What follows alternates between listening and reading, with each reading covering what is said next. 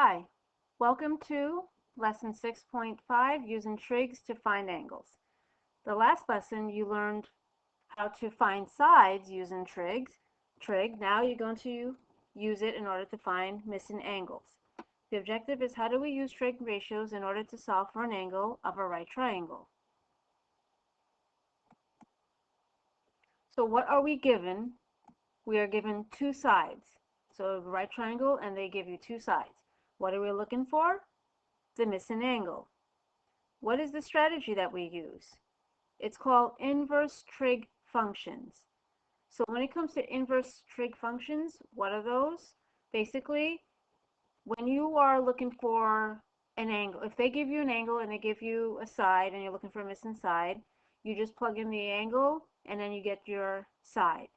But there are questions with right triangles where you have to find the angle. So basically you're working backwards. With the two sides that they give you, you have to find, they give you the value of what the angle would be for that trig function, but you have to go backwards, meaning that you have to find what angle gave you that value for that trig function. So when it comes to inverse, you'll see something on the calculator that has a little, it looks like a -1, but it's the inverse of whatever trig function it is, and it's not an exponent. So on the calculator, you would do, the first step that you would do is you press the second function, and then the second step is, if they ask you to find the inverse trig function of whether it's sine, cosine, tangent, you press one of those buttons, and then you see what's above. You got sine, the inverse function of sine, inverse function of cosine, and the inverse function of tangent. So again, this is not an exponent, this is the inverse function for that trig function. So that will be the second step, and it will give you what the angle is for that value you found based on the two sides. Okay, so we're going to do examples based on this. So for the first one, they say solve for the missing angle over here, and then round it to the nearest 10. Okay, we're using SOHCAHTOA. So here we got two sides. Again, you might fall into the trap and thinking, oh, I'm looking for a third side. We're not looking for a third side. We're looking for an angle. And using the Pythagorean theorem is not going to give you that angle. It's totally different. Pythagorean theorem is used for sides. In this case, with SOHCAHTOA, using the ratios, will give us the angle. So first thing we do, we label the sides.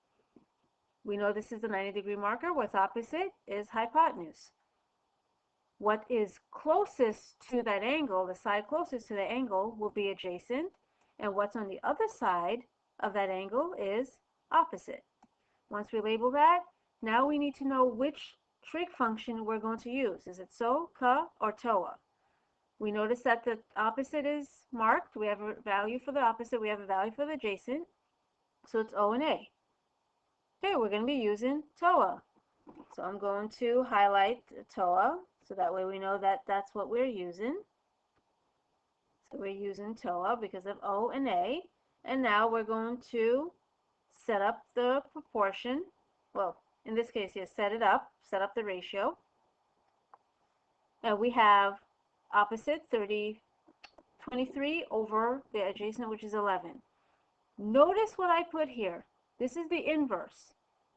When we use that, it's because we don't have the angle, and we're looking for the angle. So if you don't put that, then that just shows us that you're just finding the value, and then that's it. But we're not looking for the value. We're looking for the angle that will give us that value when we divide 11 into 23. So when we do that, we found it to be 2.09. Now I know most of you are going to completely forget to do the inverse and then leave the answer as this. This just tells us that whatever angle that is for x will give us this value, but we haven't found the angle yet. So then the next step would be to press second, then the inverse function of tangent, and then put in our number 2.09, and then we will get the value of 64.4 degrees for that ratio. So again, when you get to this point, you need to do second inverse of whatever function, in this case tangent, put in your number, and then you get 64.4. If you don't do that, then this answer, not only it's not correct because that's not the angle, but you're not finished with the problem. So you got the first step is to label your sides. Second step, set up, find which ratio you're using and set it up. Third step, you're going to divide and find the value for that missing angle we're looking for. And then the last step is do the inverse of that function using that value in order to find the angle. Alright, so let's go on to the next example. Alright, so again, they ask us to find the missing angle. It's down here. And round it to the nearest tenth. So again, we label, first step, we label, we know this is the 90-degree angle. Opposite of that is the hypotenuse. The side closest to the missing angle that we're looking for is adjacent. And the side that is on the other side of that angle is opposite. We look at the values that were given and what is labeled with it. We have hypotenuse and opposite, OH. Okay, which ratio we're using? We're using sine. So we're using so. And I'm going to highlight that so that way we know what we're using. And now we're going to set up the ratio. So since it's so, it's sine. But this one, since we're looking for the angle, is the inverse of sine x equals 9 over 29.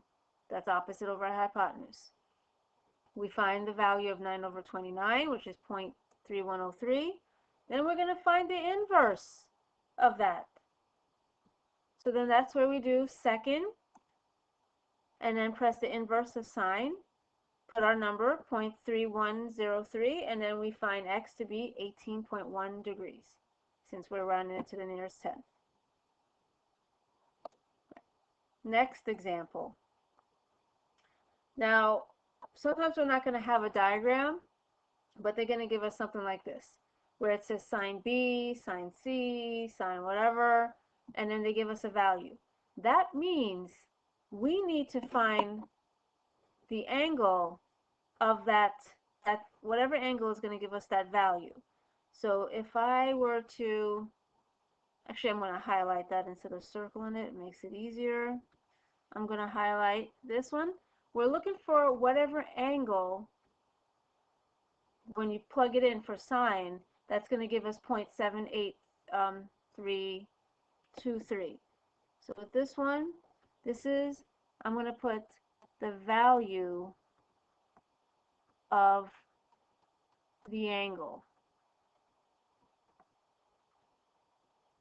So this is the value of the angle. What's missing? So this one is the missing angle. So we're looking for that missing angle. We're looking for which angle is going to give us that value. So in order to do that, same thing that we have been doing for the last two examples, is we're going to press second, the inverse function of sine. We're going to plug in 0.7823, press enter, and then we get our answer as 51.5 degrees. So that means the sine of 51.5 degrees will give us this value. If you were to plug this into the calculator, you will get something close to that. So let's say 51.5 degrees, the sine of that will give us 0.7826. It's off by 3 thousandths, but still it is close enough. It's just because we round our numbers. And realize when it comes to finding the sine or cosine or tangent or whatever angle, we usually get like numbers, a lot of numbers after the decimal. So again, it's close enough. With tangent A, the angle that we're looking for is A, and I'm going to highlight that. Oops. Let's try again. Selecting the wrong thing. Highlight in blue. All right. So that means that's our missing angle, and this is our value. Now I'll just write that. So this is the value of the angle. And this is our missing angle.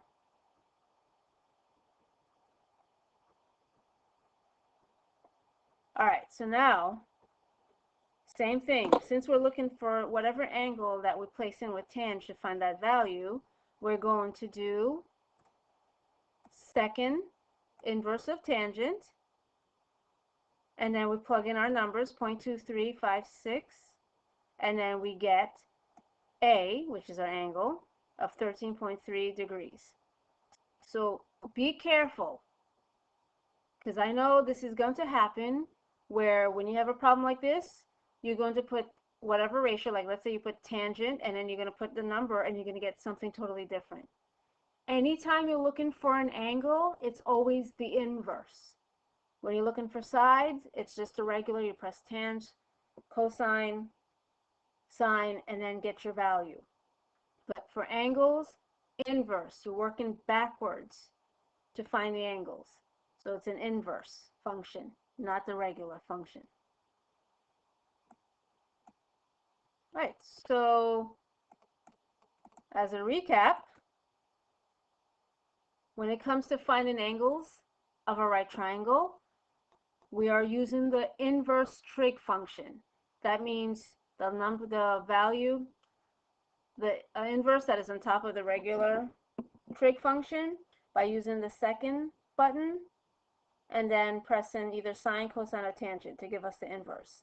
When you see that negative, that what you see as -1, it is not an exponent, it is the inverse. It's called inverse function, not the power of -1.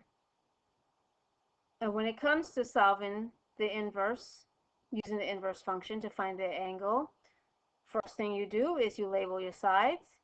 Hypotenuse is always opposite the 90-degree marker.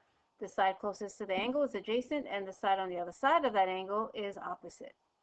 And you find out which ratio you're using, so-called TOA. Then you set up the ratio, and always write it in this format. You got the inverse. You're not looking for just a regular function. You're looking for the inverse function. Find the value, then do second and whatever inverse function you're looking for, and plug in that value you found, 2.09 or whatever it is, to find the degree measurement of that angle that you're looking for. It will take practice to remember when to use the inverse function and when to use the regular function. Inverse function is for finding angles. All right, so, and then when it comes to, if they don't give you a diagram, they give you this. They give you the value, no angles, you're looking for an angle, inverse function. Again, so remember that, because that's where mistakes usually happen, when you're trying to find the inverse function, but you're pressing the wrong button and not doing, you're missing a step. All right, so this concludes our lesson of using the trig function to find, well, the inverse trig function to find missing angles.